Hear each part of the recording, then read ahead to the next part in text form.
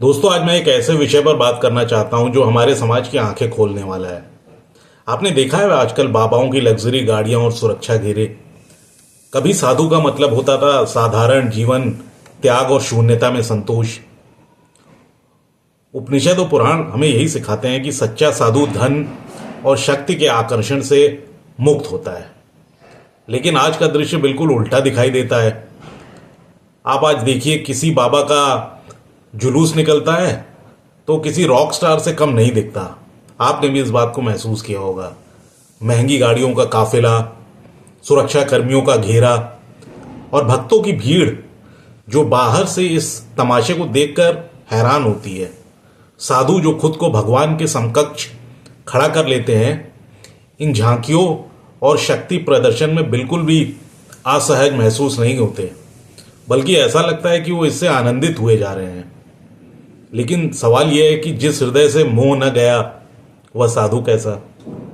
सादगी और सामान्यता साधुत्व का पहला आधार है।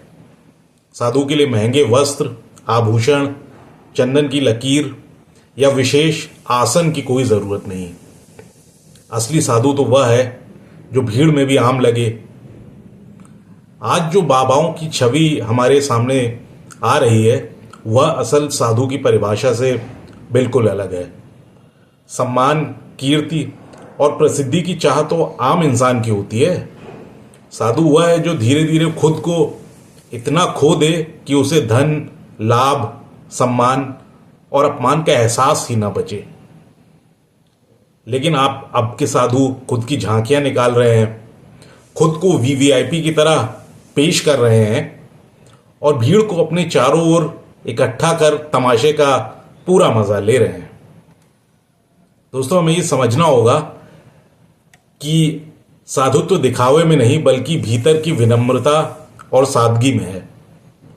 साधु अगर अपनी छवि को रॉक स्टार की तरह सजाएगा तो वह साधु नहीं, महज एक अभिनेता बनकर रह जाएगा। इसलिए अगली बार जब आप ऐसे किसी बाबा का काफिला देखें तो सोचिएगा जरूर कि क्या यह एक सच्चा साधु है या सिर्फ एक और सत्ता और शोहरत का खिलाड़ी।